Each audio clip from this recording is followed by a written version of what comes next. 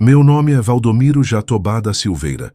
Tenho 72 anos e moro aqui em Porto Alegre, no Rio Grande do Sul, desde que me casei com a Hortência, lá pelos idos de 1977.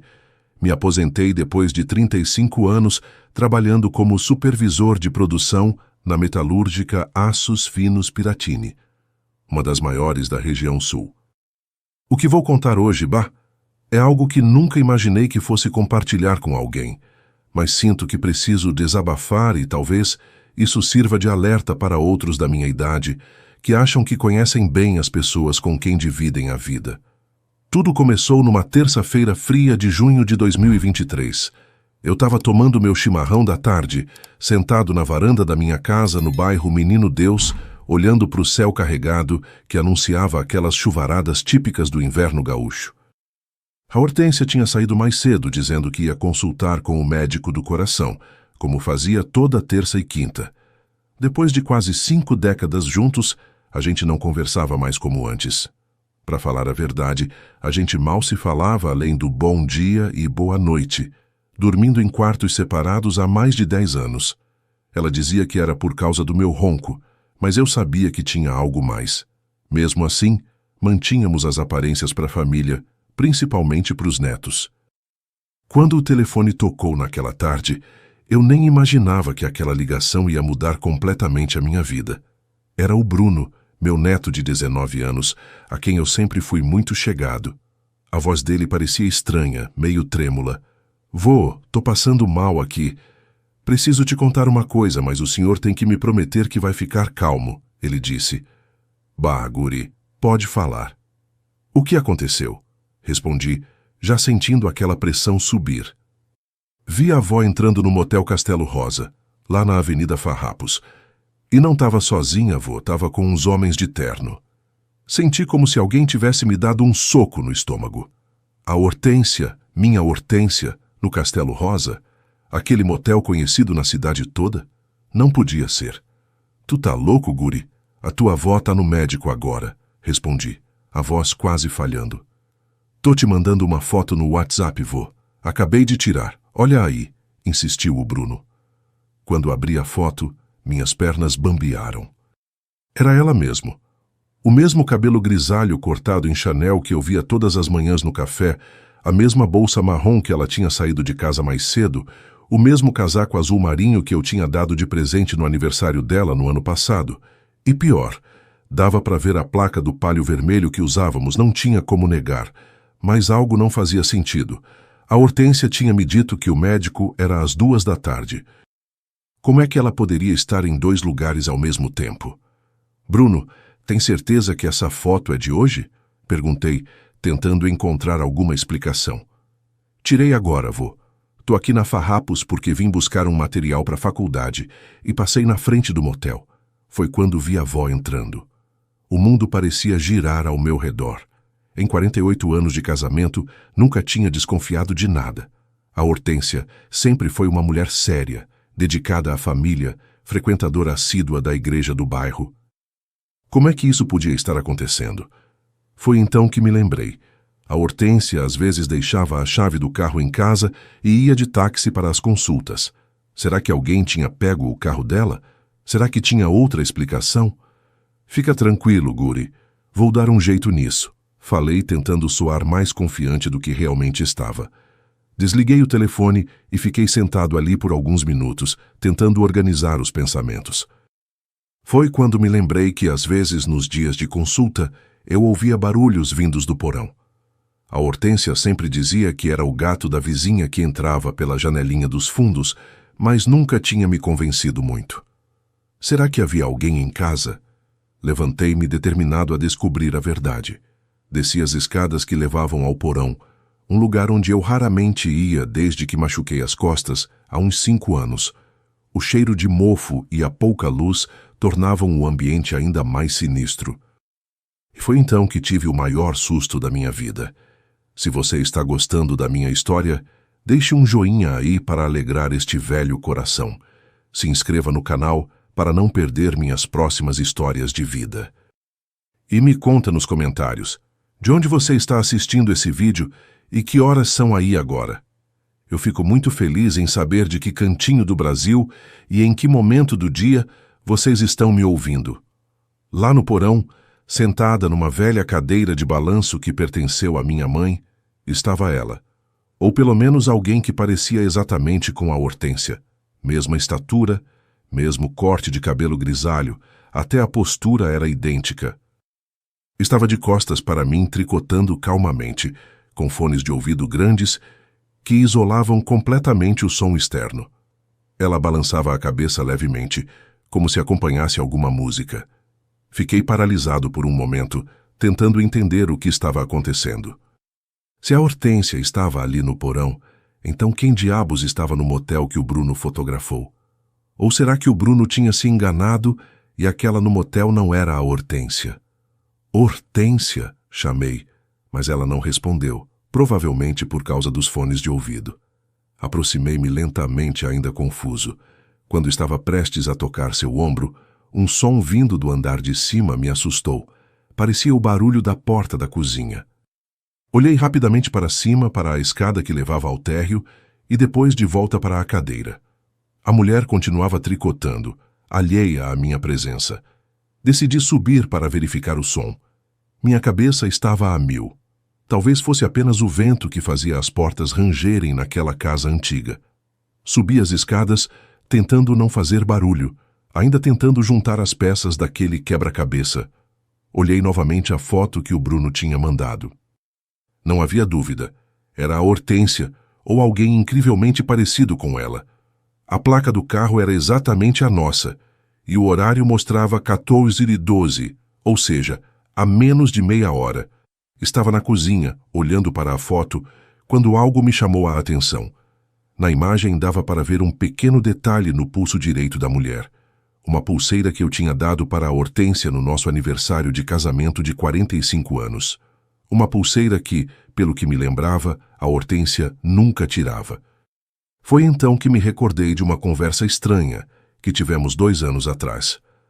Estávamos jantando, um dos raros momentos em que ainda conversávamos, quando Hortência me contou de forma casual demais que tinha descoberto uma prima distante através de um desses testes de DNA que fizeram moda recentemente. Ela parecia excepcionalmente animada com a descoberta, o que era estranho, considerando que ela nunca foi muito ligada à família. Lembro de ter achado curioso, mas não dei muita importância na época. Mas e se não fosse uma prima, e se fosse alguém ainda mais próxima no parentesco? O coração começou a acelerar quando essa ideia me ocorreu. Precisava verificar uma teoria que começava a se formar na minha cabeça. Desci novamente ao porão, desta vez mais determinado. A mulher continuava lá, ainda tricotando. Me aproximei por trás e toquei seu ombro. Ela deu um pulo de susto, tirando os fones de ouvido rapidamente. Que susto, Valdomiro! O que tu tá fazendo aqui embaixo? Perguntou ela com a voz exatamente igual à da Hortência. Mas havia algo diferente nos olhos. Uma leve hesitação, um brilho de nervosismo que eu não reconhecia na mulher com quem compartilhei quase 5 décadas. Tu tá bem, Hortência? Pensei que estivesse no médico, falei, tentando manter a voz firme, observando cada reação. Ah, sim, eu... Cancelei a consulta. O Dr. Maurício teve uma emergência. Ela respondeu rapidamente. Resolvi ficar em casa e adiantar esse tricô pro aniversário da Mariana. Mariana era nossa neta mais velha. Seu aniversário seria dali a 2 meses. Algo não batia. Hortência sempre detestou o porão. Dizia que era úmido demais, que agravava sua artrite. Por que estaria tricotando lá embaixo e não na sala, como sempre fazia? E por que veio tricotar aqui embaixo? Tu sempre reclama da umidade, questionei. Ah, é que eu não queria te incomodar com o barulho das agulhas. Sei que tu gosta de assistir teu programa de tarde, respondeu levantando-se da cadeira. Bom, já que tá aqui, vou subir e fazer um café para nós. Que tal? Ela passou por mim rapidamente, subindo as escadas sem olhar para trás. Fiquei ali, parado, olhando para a cadeira vazia e para o tricô inacabado. Foi quando notei. Não havia nenhuma pulseira em seu pulso direito. Nasci em Vacaria, na Serra Gaúcha, em 1953. Era o mais novo de 5 irmãos, filho de pequenos agricultores que cultivavam maçã. A vida na roça era dura, principalmente no inverno, quando o frio cortante da serra fazia as mãos endurecerem, ao ponto de mal conseguirmos segurar as ferramentas. Meu pai, seu Teobaldo, era um homem rígido, daqueles da antiga, que acreditava que um guri só virava homem após muito trabalho e algumas surras. Já minha mãe, Dona Genoveva, era o oposto, doce e amorosa, sempre tentando amenizar o rigor do meu pai. Aos 16 anos, em 1969, não aguentei mais aquela vida e resolvi tentar a sorte na capital. Com a bênção escondida da minha mãe e alguns trocados economizados, peguei o ônibus para Porto Alegre. Lembro que cheguei na rodoviária sem conhecer ninguém, com uma mala de papelão amarrada com barbante, contendo 2 mudas de roupa e um punhado de sonhos. Porto Alegre me assustou e me encantou ao mesmo tempo. Tantas luzes, tantos carros, tantas pessoas andando apressadas pelas ruas. Era um mundo completamente diferente do ritmo lento de Vacaria. Nos primeiros dias, fiquei numa pensão barata no centro enquanto procurava trabalho. Foi difícil no começo. Um guri do interior, sem estudo além do primário, sem referências, batendo de porta em porta. Depois de quase um mês procurando, consegui um emprego de servente na metalúrgica Aços Finos Piratini. O trabalho era pesado, mas eu estava acostumado com serviço duro. Acordava às 4h30 da manhã para pegar o primeiro ônibus e chegava em casa depois das 8 da noite. Mas não me importava. Pela primeira vez na vida, eu tinha meu próprio dinheiro, ganhado com o suor do meu rosto, sem ter que prestar contas ao meu pai. Em 1972, aos 19 anos, já tinha sido promovido a auxiliar de produção. A empresa crescia junto com o chamado milagre econômico que o Brasil vivia naquela época.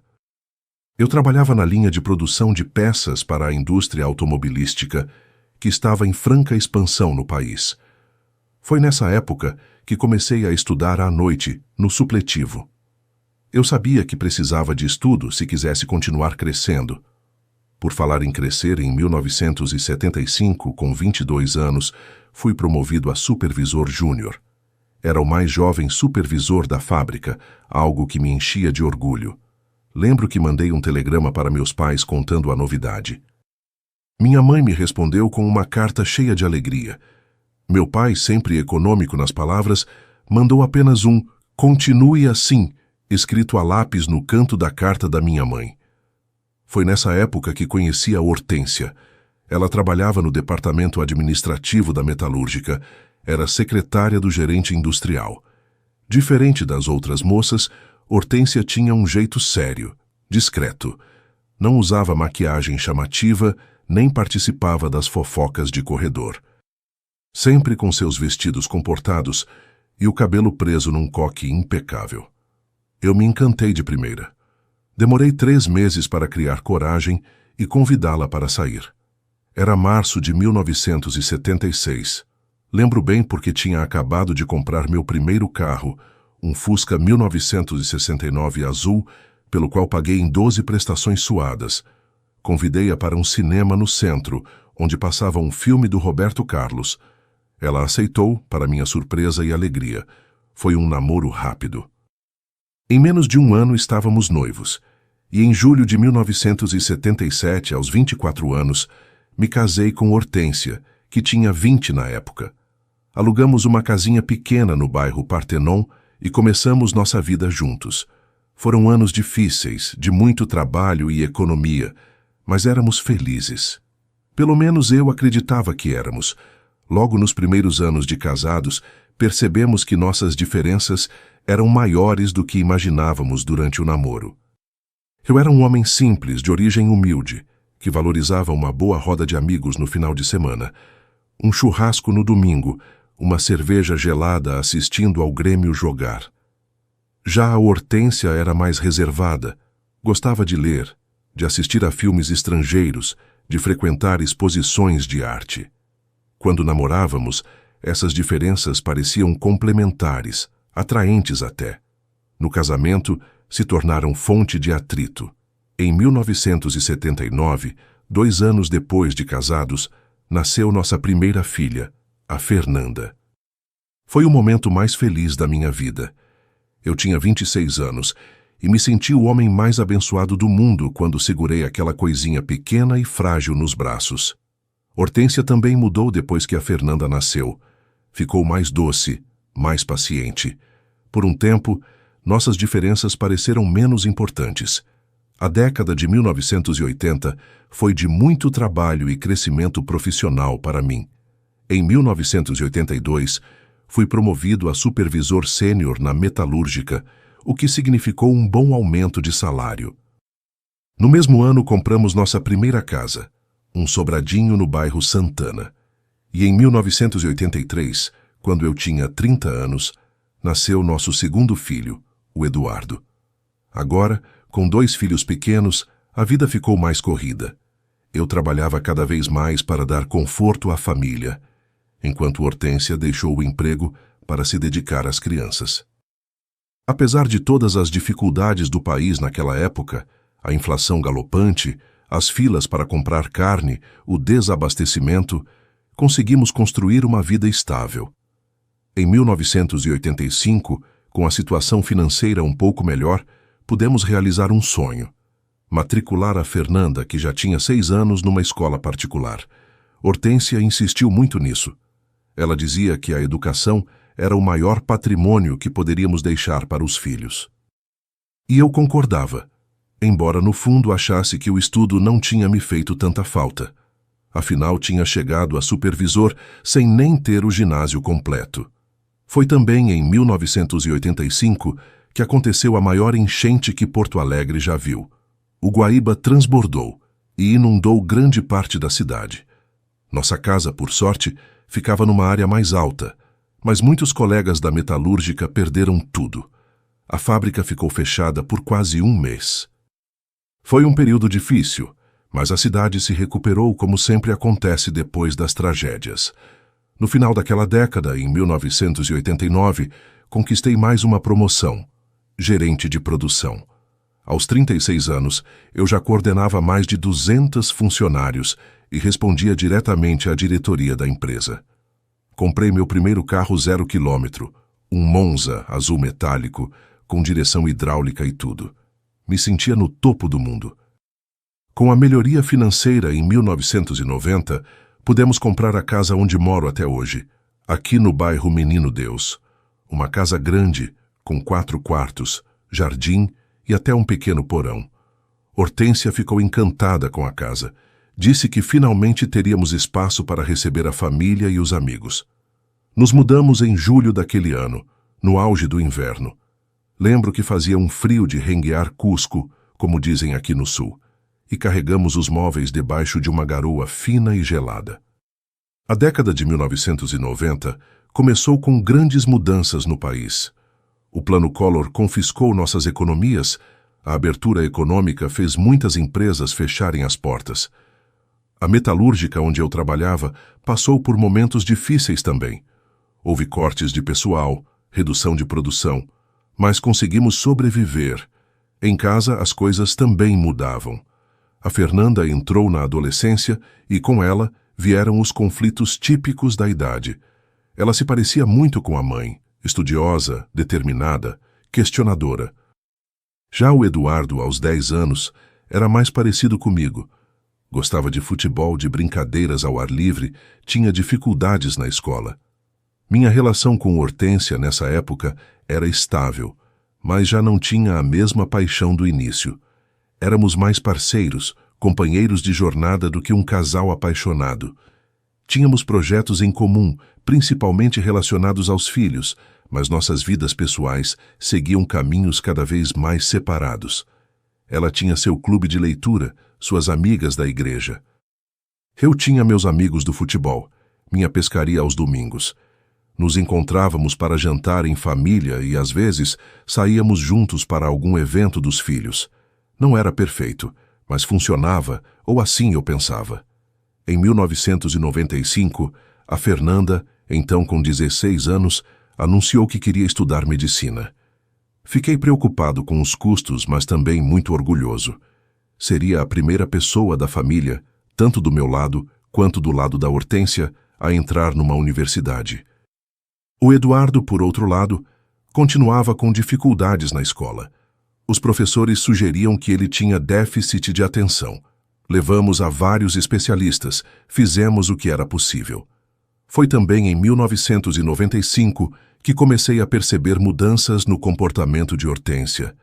Ela estava mais distante, mais reservada. Passava mais tempo fora de casa, dizia que eram reuniões da igreja ou do clube de leitura, mas algo me soava estranho. Não desconfiei de nada romântico. Afinal, estávamos juntos há quase 20 anos, mas sentia que ela escondia algo. Em 1998, Fernanda passou no vestibular para medicina na Universidade Federal. Foi uma festa. Lembro que fizemos um churrasco para mais de 50 pessoas no pátio de casa. Parentes que eu nem conhecia apareceram. Naquele dia, vi nos olhos de Hortência um brilho de realização que há muito não via. Ela tinha conseguido o que tanto queria. Ver a filha entrando na faculdade, algo que ela mesma nunca teve oportunidade de fazer. No ano 2000, com a chegada do novo milênio, muita coisa mudou em minha vida profissional. A metalúrgica foi comprada por um grupo estrangeiro. Novos métodos de gestão, novas tecnologias, uma mudança completa na cultura da empresa. Para mim, aos 47 anos, foi um desafio enorme me adaptar. Vi colegas mais velhos sendo demitidos, substituídos por jovens recém-saídos da faculdade, com diplomas de administração e engenharia, falando em inglês e usando termos que eu mal compreendia. Por falar em faculdade, nesse mesmo ano, o Eduardo, contrariando todas as expectativas, passou no vestibular para a educação física. Ele, que sempre teve dificuldades acadêmicas, encontrou sua vocação nos esportes. Foi uma surpresa e tanto para nós. Com os 2 filhos na universidade, a casa ficou mais vazia e silenciosa. Hortência e eu nos víamos cada vez menos. Eu passava mais tempo no trabalho, tentando me adaptar às mudanças e garantir meu lugar na empresa. Ela se envolveu em trabalhos voluntários, além de suas atividades habituais. Nos tornamos quase 2 estranhos que dividiam o mesmo teto. Em 2003, aos 50 anos, tive um susto grande, um princípio de infarto. Não cheguei a ter sequelas graves, mas foi um alerta. O médico me disse que precisava reduzir o estresse, fazer exercícios, mudar a alimentação. Pela primeira vez me dei conta de que não era mais um jovem. Foi depois desse susto de saúde que a Hortência sugeriu que deveríamos dormir em quartos separados. Ela dizia que meu ronco piorou, que ela não conseguia dormir direito, que isso afetava sua pressão. Na época, aceitei sem questionar muito. Hoje, olhando para trás, percebo que foi o início de um afastamento ainda maior entre nós. Em 2005, Fernanda se formou em medicina aos 26 anos. No ano seguinte, casou-se com o Augusto, um colega de residência. Eu tinha 53 anos quando me tornei sogro, e em 2007, aos 54, me tornei avô pela primeira vez, quando nasceu a Mariana, minha primeira netinha. O Eduardo se formou em educação física em 2004 e logo começou a trabalhar em academias da cidade. Diferente da irmã, ele não quis seguir carreira acadêmica. Sempre foi mais prático. Em 2006, aos 23 anos, ele abriu sua própria academia no bairro Cidade Baixa, um lugar pequeno, mas que logo ganhou uma clientela fiel. No mesmo ano, conheceu a Sandra, uma nutricionista que atendia no mesmo prédio. O namoro foi rápido e, em 2007, casaram-se, alguns meses depois que Mariana nasceu. Em 2008, quando eu estava com 55 anos, nasceu o Bruno, filho do Eduardo e da Sandra. Era meu segundo neto. Foi um período de muita alegria. Ver a família crescer, os filhos encaminhados, dava um sentido para toda a luta que enfrentei na vida. No trabalho, as coisas não iam tão bem. A nova gestão da metalúrgica queria resultados cada vez maiores, com custos cada vez menores. A pressão era constante. Em 2010, aos 57 anos, tive outro problema de saúde. Pressão alta que não se controlava, mesmo com medicação. Os médicos falavam em estresse crônico. Foi quando comecei a pensar em me aposentar. Em 2012, a empresa ofereceu um programa de demissão voluntária. Após muito pensar e calcular, decidi aceitar. Tinha 59 anos e 43 anos de casa. A indenização foi boa, e somando com a aposentadoria do INSS, daria para manter um padrão de vida razoável. Não seria como antes, claro, mas não passaríamos necessidade. Contar a decisão para a Hortência foi mais difícil do que eu imaginava. Ela ficou visivelmente preocupada com as finanças. Perguntou sobre o plano de saúde, sobre como faríamos para manter a casa, se teríamos que cortar gastos. Tentei tranquilizá-la. Mostrei as contas que havia feito, expliquei sobre a indenização. Mesmo assim, ela parecia inquieta. Agora, pensando bem, talvez fosse esse o momento em que ela começou a traçar outros planos para sua vida. Planos que não me incluíam. Os primeiros meses de aposentadoria foram estranhos. Depois de mais de 4 décadas acordando cedo, pegando ônibus, cumprindo horários, de repente me vi sem nada para fazer. Comecei a frequentar mais o centro de tradições gaúchas do bairro, a pescar mais vezes, a encontrar antigos colegas para um trago. Mas, mesmo assim, sentia um vazio. Hortência também parecia cada vez mais distante. Passava muito tempo fora de casa, envolvida com trabalhos da igreja, curso de artesanato, clube de leitura. Quando eu sugeria fazermos algo juntos, uma viagem, um passeio, ela sempre tinha uma desculpa. Dizia que estava cansada, que tinha compromissos, que preferia ficar em casa. Nossos momentos juntos se resumiam às refeições, e mesmo assim, muitas vezes em silêncio. Em 2014, Fernanda nos deu outro neto, o Lucas, e em 2016, o Eduardo e a Sandra tiveram a Júlia. Eu já estava com 63 anos e me encantava com a energia dos meus netos pequenos. A casa voltou a ter vida quando eles vinham nos visitar. A Hortência também se transformava na presença deles. Ficava mais alegre, mais leve. Era como se os netos trouxessem de volta a mulher por quem me apaixonei décadas atrás. Foi em 2018, quando eu tinha 65 anos, que a Hortência começou com as consultas médicas regulares. A princípio era uma vez por mês, depois passou a ser quinzenalmente. No último ano, tinha aumentado para 2 vezes por semana, sempre às terças e quintas. Ela dizia que era acompanhamento cardíaco, que o médico tinha encontrado uma arritmia leve, que era só precaução. Eu nunca questionei. Confiava nela completamente. Que tolo eu fui. Agora, voltando àquela tarde de junho de 2023, quando vi a mulher no porão, que parecia ser a Hortência, mas não usava a pulseira, e depois a vi subindo para fazer café, algo me dizia que precisava investigar mais. Seguia até a cozinha, observando cada movimento. Ela preparava o café com os mesmos gestos da Hortência. Usava a mesma quantidade de pó no coador. Movia-se pela cozinha com familiaridade. Mas havia algo diferente. Hortência, lembra daquela vez que fomos a Gramado no nosso aniversário de 30 anos? Perguntei, tentando testar suas memórias. Claro, como esquecer? Foi em 2007. Ficamos naquela pousada charmosa perto do lago, respondeu ela prontamente. A resposta estava correta. Realmente tínhamos ido a Gramado em 2007, pelos nossos 30 anos de casados, mas ainda não estava convencido. Precisava verificar mais uma coisa. E a receita de ambrosia que tu faz, aquela que a tua avó te ensinou? O segredo era o que mesmo? Ela hesitou por um instante quase imperceptível, antes de responder. É usar açúcar mascavo em vez de branco e deixar a canela em pau na calda por pelo menos 2 horas. Agora eu tinha certeza. A receita de ambrosia da Hortência não tinha nenhum segredo com açúcar mascavo. Ela sempre usou açúcar refinado, e o único truque era adicionar um pouco de baunilha na calda. Quem quer que fosse aquela mulher na minha cozinha, não era a minha Hortência. Tentei manter a calma. Se demonstrasse que sabia da farsa, poderia me colocar em perigo. Afinal, não sabia quem era aquela mulher, nem o que ela queria em minha casa. O café está quase pronto. Tu quer com ou sem açúcar? Perguntou ela de costas para mim. Com açúcar como sempre, respondi tentando soar normal. Bebi o café lentamente, observando-a. Ela mantinha um sorriso educado, mas seus olhos traíam nervosismo.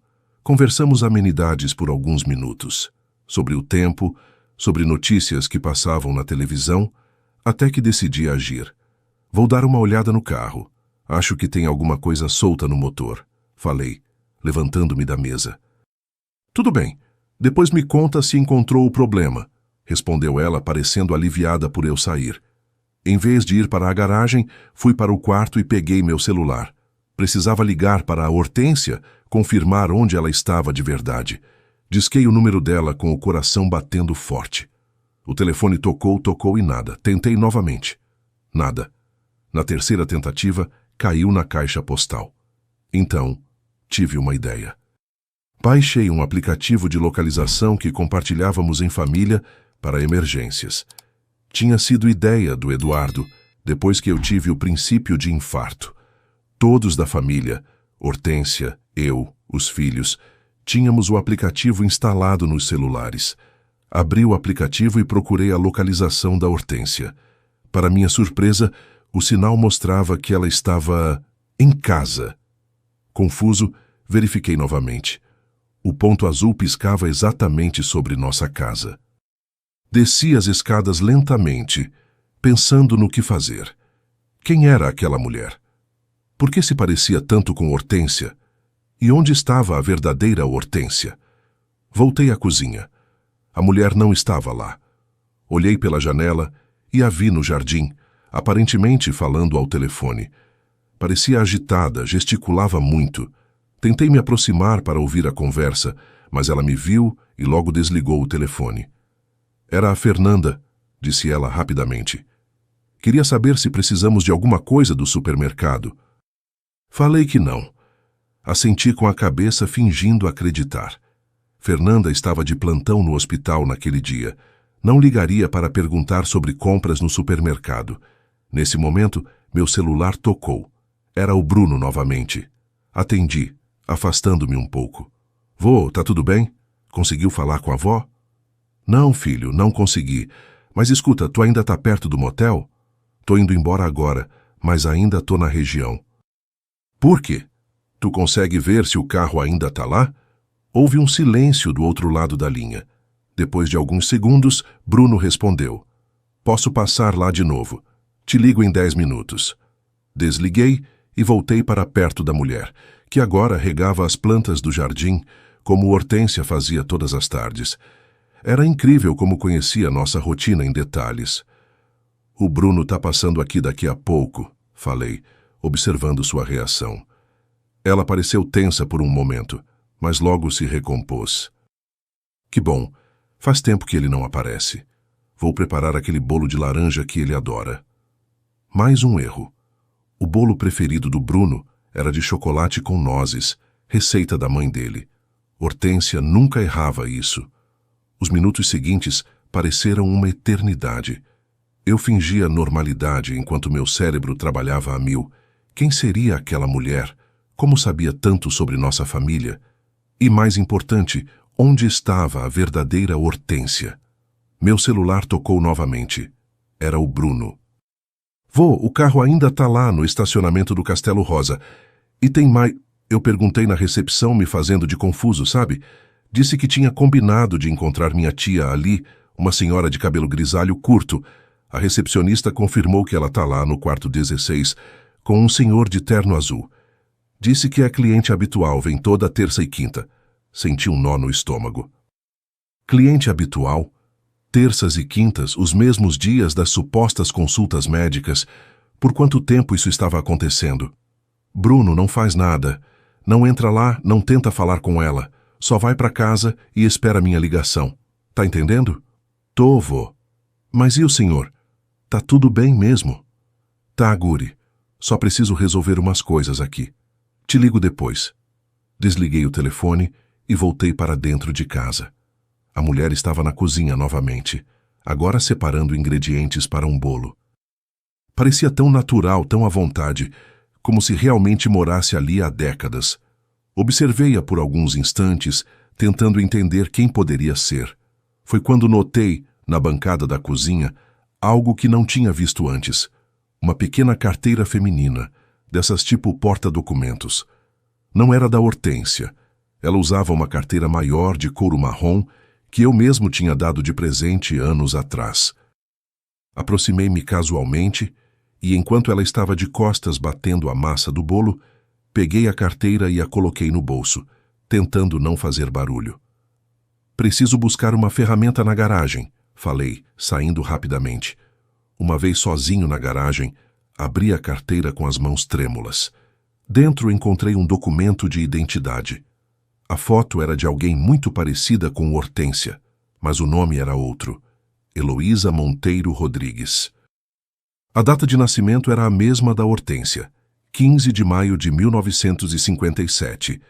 Isso explicava a semelhança impressionante. Elas eram gêmeas. Mas como era possível? Hortência nunca mencionou ter uma irmã gêmea. Falava apenas de um irmão, o Cláudio, que morava em Caxias do Sul e que víamos raramente. Continuei vasculhando a carteira. Encontrei alguns recibos de transferências bancárias, todas de uma conta em nome de Hortência para uma conta em nome de Heloísa.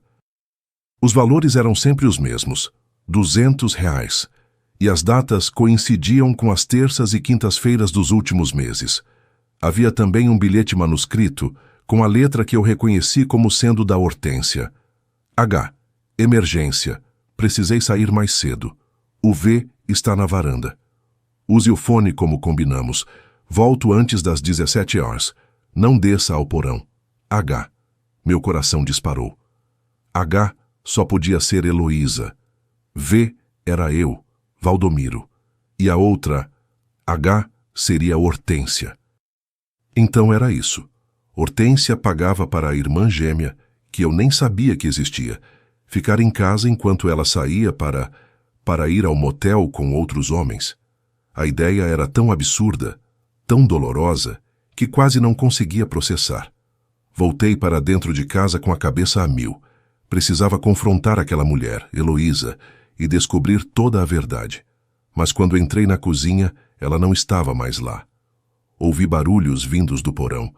Desci as escadas lentamente, tentando não fazer ruído.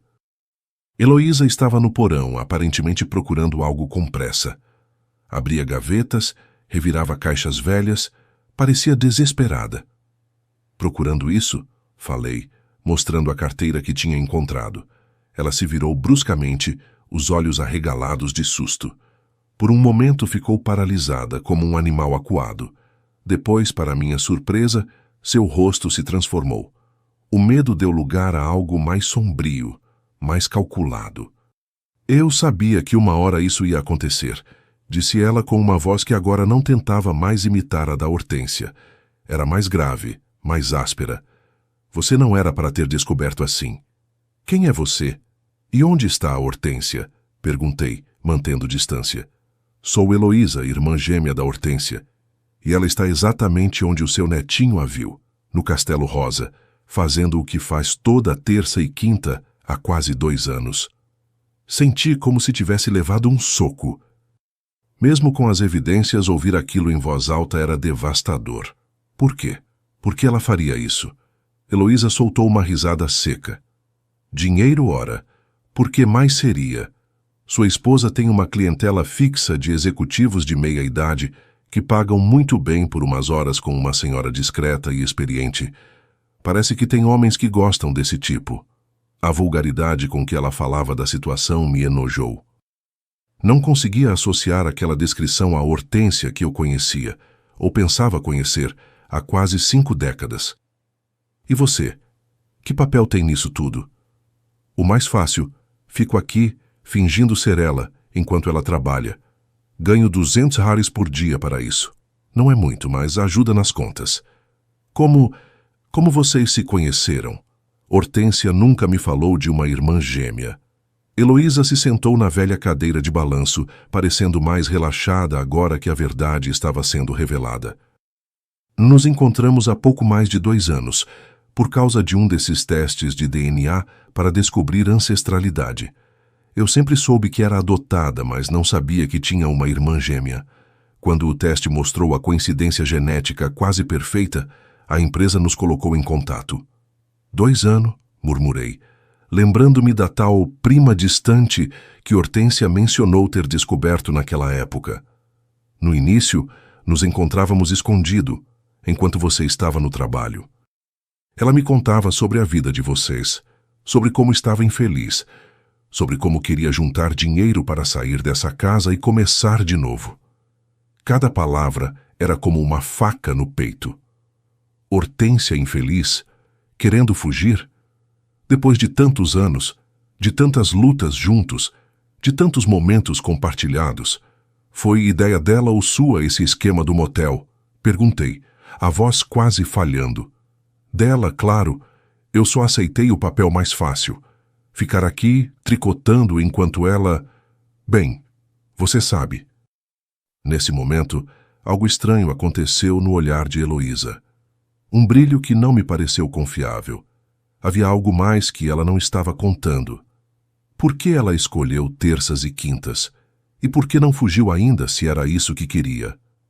As terças e quintas são os dias em que os executivos de uma empresa de São Paulo vêm a Porto Alegre para reuniões.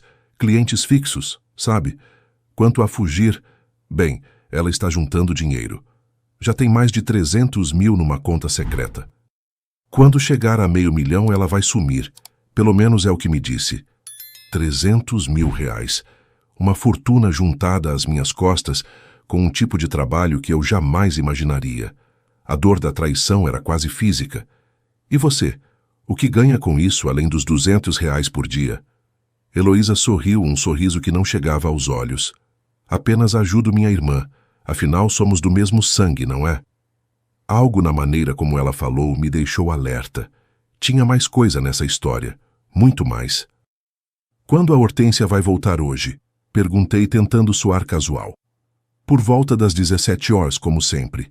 Ela vai ao cabeleireiro depois do compromisso. Assim vocês jantam juntos como um casal normal. Casal normal. A ironia daquela frase me atingiu em cheio. Nada em nossa vida era normal, aparentemente. Eu vivia uma mentira há pelo menos 2 anos.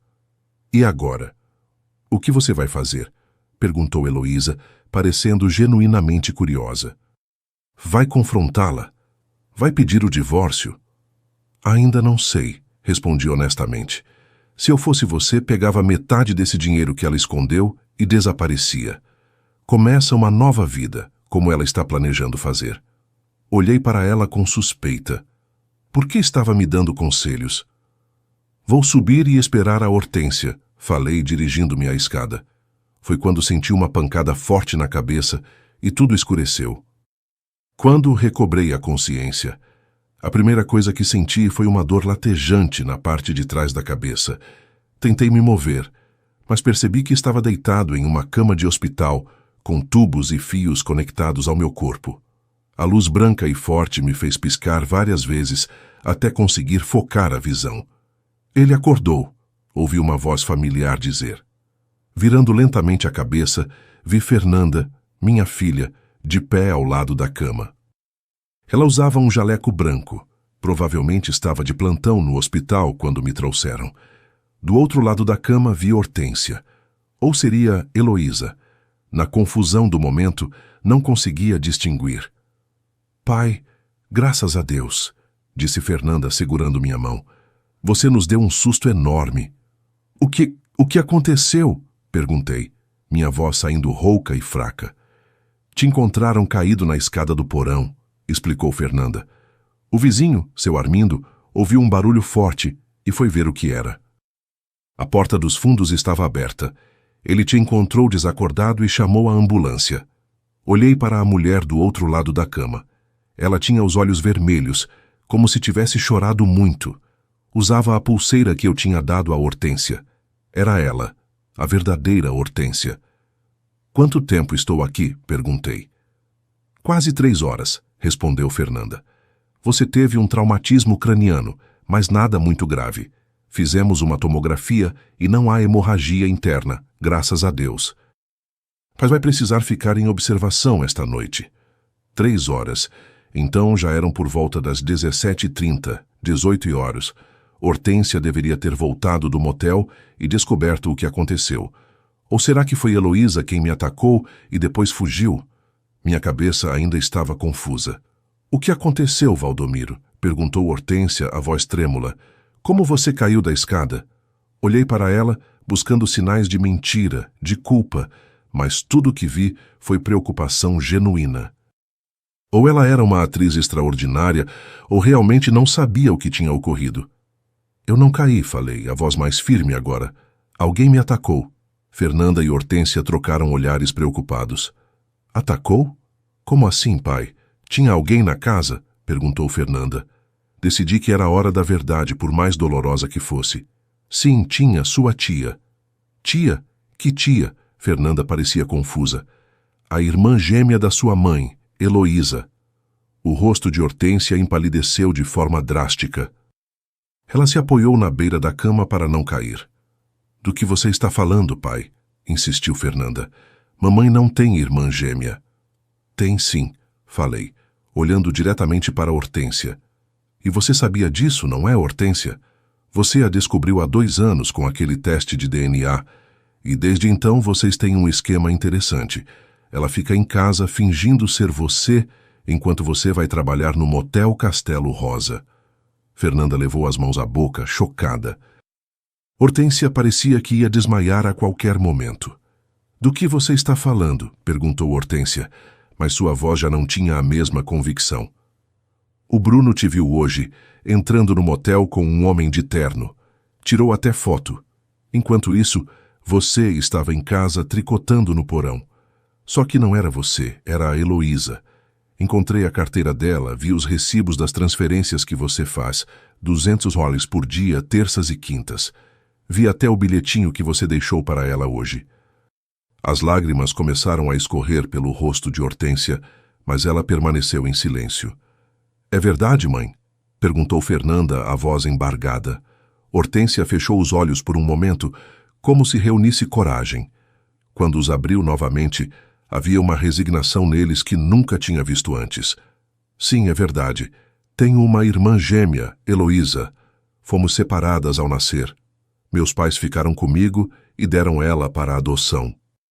Que eu nunca soube disso até 2 anos atrás, quando fiz aquele teste de DNA que a Mariana me deu, de presente no Dia das Mães. Por que nunca nos contou? Perguntou Fernanda, visivelmente abalada. No início, porque fiquei chocada. Depois, porque Heloísa e eu começamos algo que eu sabia que era errado. O esquema do motel? Perguntei, sentindo uma mistura de raiva e tristeza que nunca havia experimentado antes. Hortência assentiu, sem conseguir me olhar nos olhos. Ela estava passando por dificuldades financeiras. Tinha perdido o emprego na pandemia. Estava quase sendo despejada. Nos aproximamos e ela me deu a ideia. A ideia de se prostituir? Perguntei, sem conseguir conter a amargura na voz. Fernanda soltou um soluço abafado. Não foi bem assim, defendeu-se Hortência. No início, era só para ser uma vez. Um conhecido do irmão dela, um empresário, ofereceu muito dinheiro para passar uma tarde com uma senhora mais velha. Eu neguei, claro, mas Heloísa insistiu, disse que seria fácil, que ninguém jamais saberia. E você aceitou, assim, sem mais nem menos? Perguntei incrédulo. Não, eu recusei várias vezes. Mas então, Valdomiro, você teve aquele segundo problema cardíaco e os gastos com remédios aumentaram muito. Nossa aposentadoria mal dava para as despesas básicas. Eu estava desesperada. Era verdade que nossa situação financeira não era das melhores. Com a inflação crescente e os gastos com saúde, muitas vezes o mês terminava no vermelho. Mas nunca imaginei que Hortência se sentiria tão pressionada a ponto de fazer algo assim. A primeira vez foi terrível, continuou ela. Me senti suja, humilhada. Jurei que nunca mais faria isso. Mas quando vi o dinheiro, 2.000 reais por apenas algumas horas, pensei em quantos meses de remédios aquilo pagaria. 2.000? Repeti, surpreso com o valor. Por vez? Sim, E logo o empresário recomendou a outros amigos. Formou-se um pequeno grupo de clientes fixos, todos homens de meia idade de outras cidades que vêm a Porto Alegre a negócios. Discretos, respeitosos até, se é que posso usar essa palavra. E a Heloísa? Qual o papel dela nisso tudo? Perguntei, tentando entender toda a extensão do esquema. No início, ela só me apresentou aos clientes, ficava com uma comissão. Depois, quando percebemos que precisávamos de uma forma de você não notar minha ausência, surgiu a ideia dela ficar em casa no meu lugar. Por 200 reais por dia, ela aceitou. 2 vezes por semana, há 2 anos. Calculei mentalmente. São mais de 400 dias, mais de 800 mil reais. Onde está todo esse dinheiro, Hortência? Ela baixou os olhos. Tenho uma conta secreta, mas não é esse valor todo. Descontando o que pago para Heloísa, o que gasto com roupas, cabeleireiro, hotel e o que envio para ajudar nossos filhos sem você saber, sobram uns 300 mil. Ajuda nossos filhos? Perguntou Fernanda, surpresa. Do que você está falando, mãe? A academia do Eduardo estava indo à falência no ano passado. Ele não quis contar para vocês para não preocupar. Eu ajudei com um empréstimo de 50 mil reais. E você, Fernanda, quando precisou daquele dinheiro para o tratamento experimental do Lucas, lembra? Você disse que a operadora do plano acabou cobrindo, mas não cobriu. Fui eu que paguei. Fernanda parecia em choque. Mãe, eu não sei o que dizer. O dinheiro é sujo, filha, eu sei, mas ajudou nossa família, ajudou seu pai a ter os remédios que precisa, ajudou seu irmão a não perder o negócio, ajudou seu filho a ter o tratamento adequado. Era muita informação para processar de uma vez. Parte de mim queria gritar, expulsar Hortência de casa, nunca mais olhar para ela. Outra parte, a que se lembrava da jovem por quem me apaixonei há quase 50 anos, queria entender, perdoar, encontrar um caminho adiante. E hoje, perguntei finalmente, o que aconteceu hoje para eu ser atacado? Eu não sei, respondeu Hortência, parecendo sinceramente confusa. Quando cheguei em casa, a ambulância já estava lá te levando. O vizinho disse que você foi encontrado caído na escada do porão. Achei que tinha sido um acidente, que você tinha escorregado. Foi a Heloísa, falei com certeza. Eu a confrontei no porão, mostrei que tinha descoberto tudo. Em um momento de distração, ela me golpeou por trás. Não posso acreditar, murmurou Hortência. Por que ela faria isso? Porque ela não está nessa apenas pelo dinheiro, pelo que percebi. Há algo mais. Nesse momento, a porta do quarto se abriu e o Bruno entrou, acompanhado por um policial. Meu neto parecia ter chorado. Correu até minha cama e me abraçou cuidadosamente. Vô, que bom que o senhor está bem. Fiquei desesperado quando o Eduardo me ligou. Estou bem, guri, só uma batida na cabeça. O policial se aproximou. Senhor Valdomiro, sou o detetive Marcelo, da Delegacia de Homicídios. Precisamos conversar sobre o que aconteceu na sua casa hoje. Homicídios? Perguntou Fernanda, alarmada. Mas meu pai está vivo, foi só uma queda. Não foi uma queda, doutora, respondeu o policial, que aparentemente conhecia Fernanda do hospital. Encontramos um martelo com vestígios de sangue no porão. E há marcas de luta. Foi uma tentativa de homicídio. O quarto ficou em silêncio por alguns segundos, enquanto todos assimilavam a gravidade da situação. Além disso, continuou o policial, imagens das câmeras de segurança do vizinho mostram uma mulher saindo apressada pelos fundos da casa poucos minutos antes do Sr. Armindo encontrar o Sr. Valdomiro. E o mais interessante, essa mulher é praticamente idêntica à Sra. Hortência. Todos os olhares se voltaram para Hortência. É a minha irmã gêmea, falou ela, a voz quase sumindo. Heloísa Monteiro Rodrigues. O detetive assentiu, anotando algo em seu caderno. Já emitimos um alerta para a detenção dela, mas precisamos entender o contexto completo. Senhor Valdomiro, quando estiver em condições, gostaria que prestasse um depoimento formal. Posso falar agora mesmo, respondi. Quanto antes resolvermos isso, melhor. O policial pediu que Fernanda e Bruno nos dessem um momento a sós. Depois que saíram, detalhei tudo o que tinha descoberto. O esquema entre as irmãs, o dinheiro, o ataque. Hortência, em lágrimas, confirmou a história, exceto a parte do ataque, que ela alegou não ter conhecimento. Há quanto tempo exatamente vocês se conhecem, senhora Hortência? Perguntou o detetive. Nos encontramos pessoalmente em março de 2021, mas o teste de DNA que confirmou nosso parentesco foi em fevereiro daquele ano. E antes disso, nunca tinha ouvido falar dela? Seus pais nunca mencionaram? Nunca. Acredito que quiseram poupar a família do escândalo. Na época início dos anos 50, ser mãe solteira era muito mal visto. Meus pais já faleceram, então nunca pude confirmar a história, mas pelo que Heloísa me contou, nossa mãe biológica não tinha condições de criar gêmeas sozinha. Meus pais adotaram apenas uma, eu, e a outra foi para um orfanato. Entendo. E esse arranjo comercial de vocês começou quanto tempo depois de se conhecerem? Hortência corou intensamente. Cerca de 3 meses depois. Como falei, no início era só para ser uma vez. A senhora tem alguma ideia do porquê sua irmã tentaria matar seu marido? Hortência balançou a cabeça, parecendo genuinamente confusa. Não faz sentido. Ela ganhava dinheiro com nosso arranjo. Por que acabaria com isso? Talvez ela quisesse mais, sugeri, relembrando a conversa no porão. Havia algo estranho no jeito como falou, como me olhou. Quando perguntei o que ela ganhava com tudo isso, ela respondeu de forma evasiva. Vamos investigar todas as possibilidades, garantiu o detetive.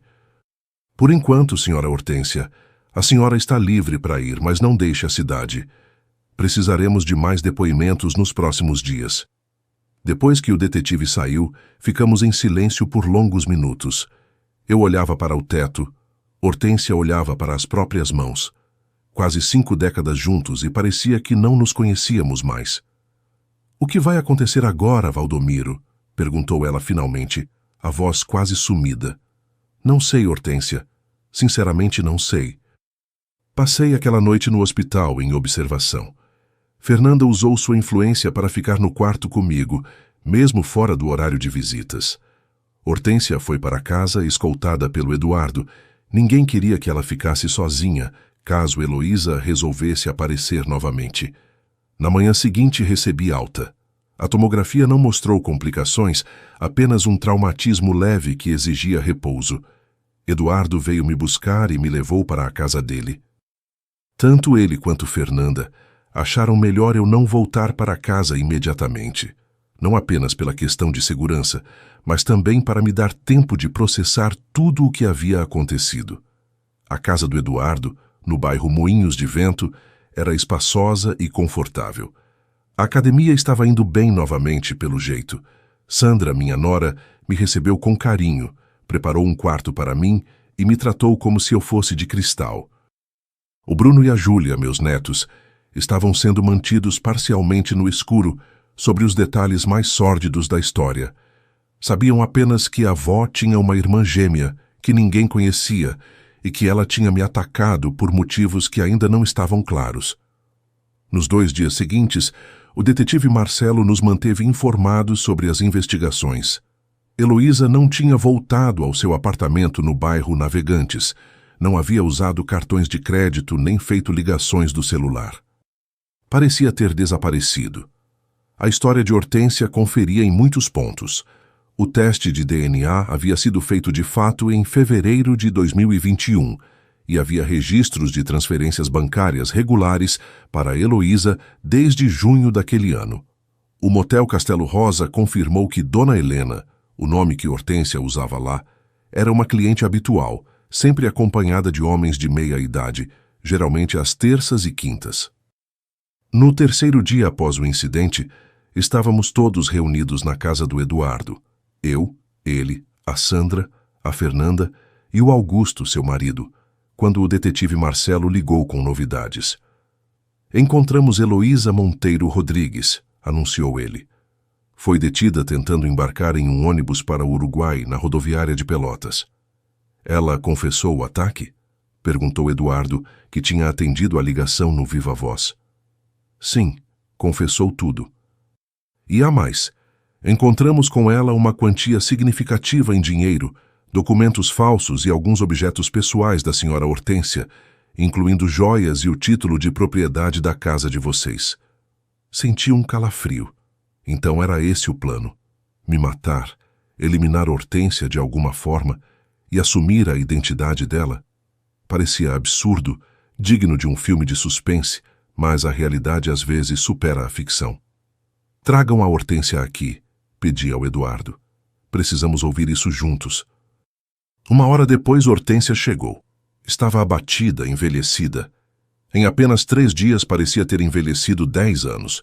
Sentamos todos na sala e o detetive Marcelo, que veio pessoalmente, nos contou o que Heloísa havia revelado no interrogatório. Segundo o depoimento dela, o plano nunca foi apenas ganhar 200 reais por dia para substituir a irmã, explicou o detetive. Desde o início, Heloísa planejava assumir a identidade de Hortência permanentemente. Como assim? Perguntou Hortência, chocada. Ela afirmou que, ao descobrir que tinha uma irmã gêmea, com uma vida estável, um marido, filhos, netos, uma casa própria, tudo o que ela nunca teve, começou a sentir inveja. Segundo ela, vocês foram separadas ao nascer, mas você teve todas as oportunidades, enquanto ela foi de orfanato em orfanato, depois de casa de acolhimento em casa de acolhimento. Hortência começou a chorar silenciosamente. Eu não sabia, não tinha ideia da existência dela até o teste de DNA. Ela sabe disso, continuou o detetive, mas disse que mesmo assim não conseguia deixar de sentir que a vida foi injusta. Enquanto passava os dias em sua casa fingindo ser você, ela começou a acreditar que merecia aquela vida, que era seu direito. E o plano dela era me matar? Perguntei. Sim. Segundo ela, a ideia inicial era esperar que o senhor morresse naturalmente, dada a sua idade e os problemas cardíacos. Mas quando viu que o senhor descobriu o esquema, entrou em pânico e o atacou impulsivamente. E quanto a Hortência? Perguntou Fernanda. Ela também pretendia... O detetive assentiu gravemente. O plano era eliminar a senhora Hortência também, eventualmente. Provavelmente a levando para algum lugar isolado e... Bem, vocês entendem. Com ambos fora do caminho e dada a semelhança física perfeita, ela acreditava que poderia assumir a identidade de Hortência permanentemente. Já vinha praticando sua caligrafia, estudando detalhes de sua vida, suas memórias. Um silêncio pesado caiu sobre a sala. Era um plano tão macabro, tão calculado, que parecia impossível que tivesse sido arquitetado por alguém que conhecíamos, mesmo que brevemente. Ela não parecia esse tipo de pessoa, murmurou Hortência, mais para si mesma do que para os outros. Parecia apenas alguém que tinha tido azar na vida e precisava de dinheiro. As aparências enganam, comentou o detetive. E geralmente pessoas assim são muito boas em esconder suas verdadeiras intenções. O que acontece com ela agora? Perguntei. Vai responder por tentativa de homicídio, além de formação de quadrilha, falsidade ideológica e outros crimes relacionados. A pena pode chegar a 20 anos, dependendo de como o caso for julgado. Depois que o detetive saiu, ficamos em silêncio novamente. Havia um elefante na sala que ninguém queria abordar. O que aconteceria com Hortência? Ela não havia tentado me matar, mas tinha traído minha confiança de uma forma que eu jamais imaginaria. Vocês precisam conversar, disse finalmente Fernanda, olhando para mim e para a mãe. A sós. Os outros concordaram e nos deixaram na sala. Pela primeira vez desde o hospital, Hortência e eu estávamos sozinhos. Valdomiro, começou ela, mas interrompi. Por que, Hortência? Por que fazer isso? Quase 50 anos juntos e você escolhe... Isso? Ela baixou os olhos, as mãos trêmulas no colo. Não sei explicar direito. Quando conheci a Heloísa, foi como conhecer uma parte de mim que nunca soube que existia. E quando ela sugeriu aquele primeiro programa, algo em mim se quebrou. Como se de repente eu percebesse que tinha vivido a vida toda nas regras, fazendo o que esperavam de mim, e nunca realmente vivido. E se deitar com estranhos por dinheiro é viver? Perguntei, incapaz de esconder o desgosto na voz. Não é isso. É a sensação de poder, de controle. Esses homens, executivos importantes, me pagavam pequenas fortunas por algumas horas. Eu, uma senhora de mais de 60 anos que o próprio marido mal olhava mais. Foi libertador, de certa forma. Suas palavras me atingiram como facadas. Era verdade que nosso casamento havia esfriado há muito tempo, que mal nos tocávamos, mal conversávamos. Mas nunca imaginei que Hortência se sentisse assim, tão invisível. Você podia ter conversado comigo, falei, sentindo um nó na garganta. Podia ter dito como se sentia. Eu tentei, Valdomiro, muitas vezes, mas você estava sempre ocupado, ou cansado, ou assistindo televisão. Nos tornamos dois estranhos vivendo na mesma casa. E quando surgiu a possibilidade de ganhar aquele dinheiro todo, de ajudar nossos filhos sem precisar te preocupar, eu não resisti. E agora, o que você quer que aconteça? Hortência me olhou nos olhos pela primeira vez. Eu sei que não mereço perdão. O que fiz foi errado em tantos níveis, não só a traição, mas te colocar em risco, permitir que aquela mulher entrasse em nossa casa. Nossa família quase foi destruída por minha causa. Levantei-me e fui até a janela. Lá fora, o céu de Porto Alegre estava cinzento, ameaçando chuva, assim como meu coração. Não sei se consigo superar isso, Hortência. Não sei se consigo olhar para você e não pensar no que aconteceu, no que você fez. Eu entendo, ela respondeu, a voz embargada. Se quiser o divórcio, não vou contestar. A casa pode ficar para você. O dinheiro que juntei, bem, está à sua disposição. Usei mal, mas talvez você possa usar bem. Não quero seu dinheiro, falei, mais bruscamente do que pretendia. Não sei o que quero, para falar a verdade. Só sei que preciso de tempo, para pensar, para processar tudo isso. Tempo, repetiu ela, como se a palavra tivesse um significado especial. Temos pouco disso sobrando, Valdomiro. Aos nossos 70 anos, quanto ainda nos resta? Era uma pergunta pertinente. Com meus problemas cardíacos, quem sabe quanto tempo mais eu teria? Valia a pena passar esses anos finais sozinho, amargurado? Ou havia uma possibilidade, por menor que fosse, de reconstruir algo com a mulher que, apesar de tudo, ainda era a mãe dos meus filhos, a avó dos meus netos, a companheira de quase meio século? Não vou tomar nenhuma decisão agora, e falei finalmente. Vou ficar na casa do Eduardo por enquanto. Depois veremos. Hortência assentiu, os olhos marejados. Para onde vou? Não posso ficar na casa sozinha, não depois do que aconteceu. Fique com a Fernanda por enquanto, dê tempo ao tempo. Ela se levantou, pegou sua bolsa e se dirigiu à porta. Antes de sair, virou-se para mim. Valdomiro, independente do que você decidir, quero que saiba de uma coisa. Apesar de tudo o que fiz, de todos os meus erros, eu nunca deixei de te amar. Talvez não do mesmo jeito de quando éramos jovens, mas à minha maneira. Não respondi. Não consegui. Apenas assisti enquanto ela saía da sala, carregando nos ombros o peso de seus erros e, talvez, o fim de nosso casamento. Nas semanas que se seguiram, o caso de Heloísa correu na justiça. Ela foi formalmente acusada de tentativa de homicídio, além de outros crimes menores. As evidências eram contundentes. O martelo com meu sangue e suas impressões digitais, as câmeras do vizinho mostrando sua fuga, sua confissão detalhada. Não havia dúvidas de sua culpabilidade. Quanto a Hortência, ela não foi formalmente acusada de nenhum crime. Embora a prostituição seja tecnicamente ilegal, a polícia optou por não seguir essa linha, dada a natureza peculiar do caso e o fato de que ela mesma havia sido quase vítima de um crime grave. Os meses passaram. Continuei na casa do Eduardo ajudando com os netos, ocupando meus dias com pequenos projetos na casa, caminhadas no parque próximo, leituras.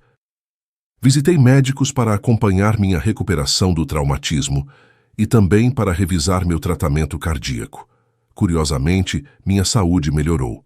O médico disse que talvez fosse porque agora eu caminhava mais e me alimentava melhor. A Sandra era rigorosa com dietas saudáveis. Hortência e eu nos víamos ocasionalmente em reuniões familiares, aniversários, almoços de domingo. Éramos cordiais um com o outro, mas distantes. Ela parecia mais magra, mais frágil. Tinha começado a fazer terapia, segundo Fernanda me contou. O Natal se aproximava. Seria o primeiro desde o incidente, o primeiro que passaríamos separados em quase 50 anos. Eduardo e Fernanda planejavam uma celebração conjunta, com todos os membros da família reunidos. Foi quando recebi a ligação que mudaria tudo novamente. Era o detetive Marcelo. Sua voz soava grave ao telefone. "Senhor Valdomiro, tenho notícias sobre Heloísa Monteiro Rodrigues", disse ele. "Acredito que o senhor gostaria de saber pessoalmente, antes que a informação chegue à sua família por outros meios." "O que aconteceu?" perguntei, sentindo um aperto inexplicável no peito. "Ela foi encontrada morta em sua cela esta manhã. Suicídio, aparentemente. Deixou uma carta." Sentei-me lentamente na cadeira mais próxima. Não sentia nenhuma alegria com a notícia, apenas uma tristeza profunda por toda aquela tragédia. "Que tipo de carta?" perguntei após um momento de silêncio. "Uma confissão completa. E mais algumas informações que, bem, são relevantes para o senhor e sua família." "Que informações?" "Prefiro não discutir por telefone. Seria possível o senhor vir até a delegacia? Sua esposa, ex-esposa, desculpe, também está sendo contatada." Concordei em ir. Eduardo me levou até a delegacia de homicídios no centro. Chegamos quase ao mesmo tempo que Fernanda e Hortência. Nos reunimos na sala do detetive Marcelo, um ambiente austero com paredes cinzas e móveis funcionais. "Obrigado por virem", começou o detetive, depois que estávamos todos sentados. "Como mencionei ao Sr. Valdomiro, Heloísa Monteiro Rodrigues foi encontrada morta esta manhã. Ela usou lençóis para... bem, vocês entendem. O médico legista estima que ocorreu durante a madrugada." Hortência soltou um pequeno soluço. Apesar de tudo, era sua irmã. A única irmã que descobriu ter na vida adulta. "Ela deixou esta carta", continuou o detetive mostrando um envelope. "É endereçada a todos vocês, na verdade. Segundo o nosso protocolo, precisamos ler o conteúdo antes, para verificar se há informações relevantes para a investigação. E há, de fato." "Que informações?" perguntou Fernanda, segurando a mão da mãe. O detetive ajustou os óculos e pegou a carta. "Vou ler apenas os trechos mais importantes." Ela começa pedindo perdão a todos, especialmente ao Sr. Valdomiro, pela tentativa de homicídio. Diz que estava dominada pela inveja e pelo desespero. Ele virou a página e continuou. "Mas há uma revelação importante aqui. Segundo Heloísa, ela e a senhora Hortência não são irmãs gêmeas biológicas." "Como assim?" questionou Hortência perplexa. Ela afirma aqui que o resultado do teste de DNA foi adulterado. Heloísa trabalhava como auxiliar de laboratório na clínica que fez o exame. Quando viu a semelhança física entre vocês, ficou obcecada. Pesquisou o seu histórico familiar, descobriu que a senhora procurava parentes distantes e manipulou os resultados para parecer que havia compatibilidade genética. "Isso é possível?" perguntei chocado. "Segundo nossos peritos, sim, é possível. Estamos investigando a clínica e já encontramos irregularidades nos procedimentos." "Mas a semelhança entre elas é incrível", comentou Eduardo, que estava presente também. "Como isso seria possível se não fossem parentes?" "Acontece, filho", respondi, lembrando-me de casos que já tinha ouvido falar. "Dizem que todos temos 7 sósias no mundo. No caso delas, a semelhança é impressionante, mas existem diferenças sutis que notei quando descobri a farsa. O formato das orelhas, a maneira de sorrir." O detetive assentiu e continuou lendo. "Heloísa confessa também que planejou tudo desde o início. Viu a foto da senhora Hortência no sistema da clínica, notou a semelhança excepcional e decidiu se aproximar. O plano original já era assumir sua identidade, mesmo antes de conhecê-la pessoalmente. Hortência estava em choque. Tudo foi uma mentira? Ela nunca foi minha irmã?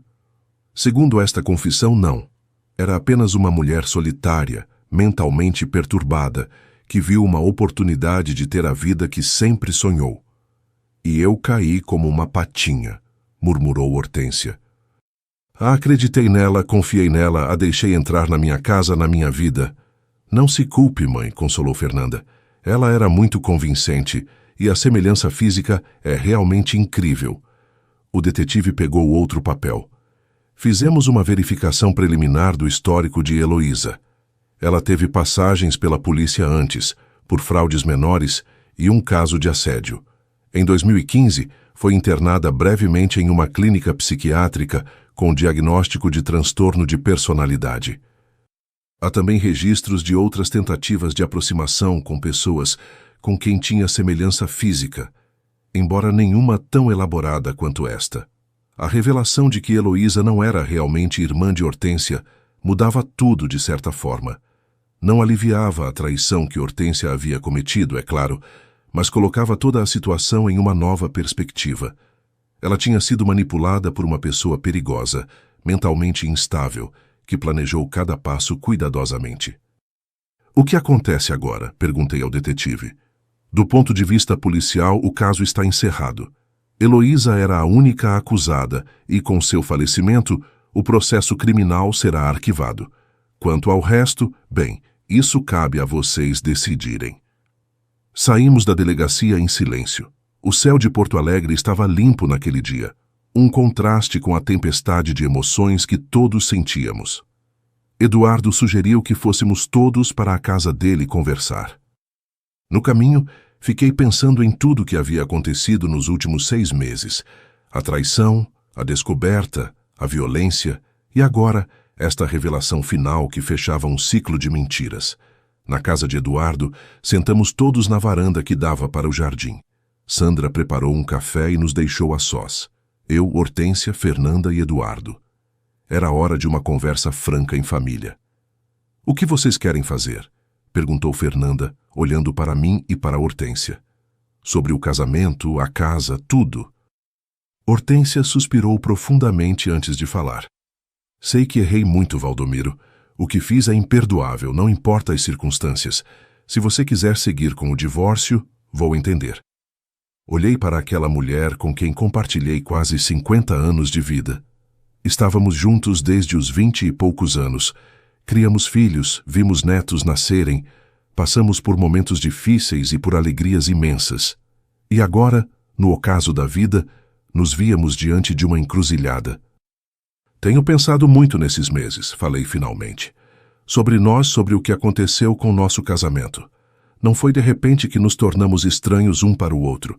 Foi um processo lento, ano após ano, enquanto nos ocupávamos com trabalho, com filhos, com as preocupações do dia a dia. Hortência assentiu, os olhos marejados. O que você fez foi errado em muitos níveis, continuei. Mas também reconheço minha parte. Me afastei emocionalmente. Parei de te enxergar como mulher, como companheira. Vivia no automático, sem perceber que você estava infeliz, insatisfeita. Isso não justifica o que fiz, respondeu ela. Devia ter conversado, insistido, procurado ajuda, não recorrer a aquilo. Não justifica, concordei. Mas ajuda a entender. E entender é o primeiro passo para perdoar. Um silêncio significativo se estabeleceu entre nós. A palavra perdoar pairando no ar como uma possibilidade que nenhum de nós tinha realmente considerado até então. Vocês acham, começou Eduardo hesitante, acham que poderiam tentar de novo? Não como antes, claro, mas um novo começo? Vocês têm 70 anos, não 20. Talvez valha a pena tentar. Olhei para Hortência. Ela parecia tão frágil, tão arrependida. Mas também vi ali a jovem por quem me apaixonei, a mãe dedicada que criou nossos filhos, a avó carinhosa que mimava nossos netos. Não seria fácil, falei. Há muita mágoa, muita desconfiança para superar. Eu sei, respondeu Hortência. Mas se você estiver disposto a tentar, Valdomiro, Eu prometo que farei tudo para reconquistar sua confiança, para sermos felizes de novo, mesmo que de uma forma diferente. Nos meses que se seguiram, Hortência e eu começamos um processo lento de reaproximação. Primeiro, sessões conjuntas de terapia. Depois, encontros casuais. Um café, um almoço, um filme. Conversávamos como não conversávamos há décadas, falando abertamente sobre sentimentos, medos e expectativas.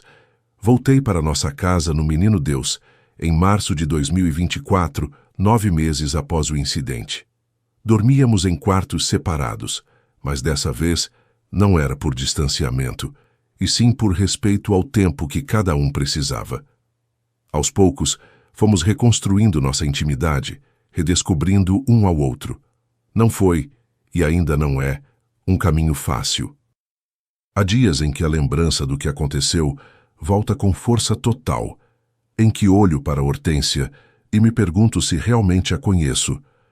Mas há também dias maravilhosos em que sinto que estamos mais próximos do que nunca, unidos por uma compreensão mais profunda do que significa amar alguém por toda a vida, com todas as suas imperfeições.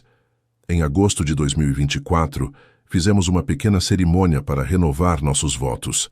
Apenas os filhos, os netos e alguns poucos amigos. Não era um recomeço total.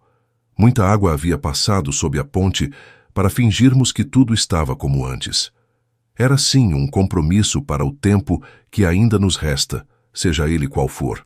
Agora, em setembro de 2025, estamos caminhando para nosso 49º aniversário de casamento.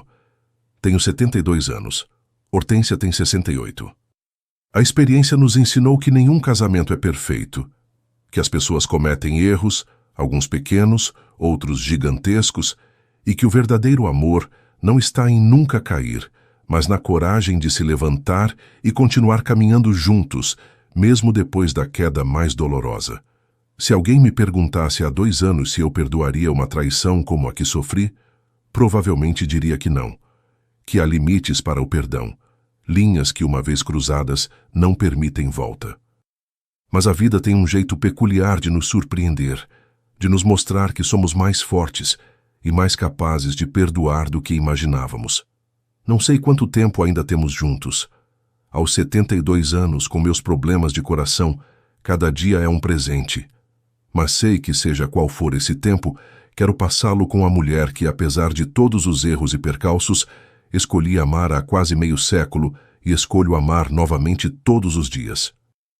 O incidente com a falsa irmã gêmea, por mais doloroso que tenha sido, acabou sendo um divisor de águas em nossa vida. Nos forçou a encarar verdades que vínhamos ignorando por anos, a reconhecer que nosso casamento havia se tornado uma casca vazia, um simulacro do que já foi um dia.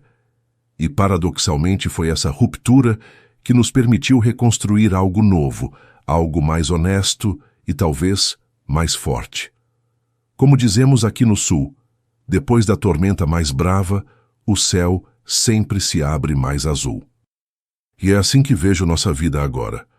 Um céu que se abre azul e promissor, após uma tempestade que quase nos destruiu. Meu neto Bruno, que foi peça fundamental nessa história toda, hoje está com 19 anos e iniciando a faculdade de Direito.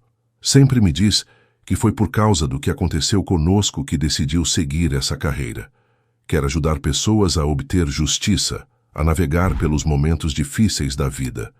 Fico orgulhoso ao vê-lo transformar uma experiência dolorosa em algo positivo. E quanto a Heloísa? Às vezes me pego pensando nela, naquela mulher perturbada que entrou em nossas vidas como um furacão. Sinto uma tristeza profunda por alguém que viveu e morreu perseguindo uma mentira, tentando roubar a vida de outros em vez de construir a própria. Que encontre paz onde estiver. A vida é curta demais para desperdiçarmos com mágoas eternas e rancores. É preciso saber perdoar os outros e a nós mesmos e seguir em frente, extraindo lições até das experiências mais dolorosas. Essa é a sabedoria que os meus 72 anos me trouxeram, depois de atravessar a tempestade mais violenta que já enfrentei. Se essa história tocou seu coração, Deixe aquele joinha para esse vovô ficar feliz. Se inscreva no canal agora mesmo para não perder as próximas histórias que vou contar com todo carinho. E me conta nos comentários, de onde você está assistindo esse vídeo e que horas são aí agora? Você já perdoou alguém por algo que parecia imperdoável? Esse velho de 72 anos fica muito feliz em saber quem está do outro lado me ouvindo e em que momento do seu dia você tirou um tempinho para me escutar. Um abraço bem apertado do tamanho do meu coração.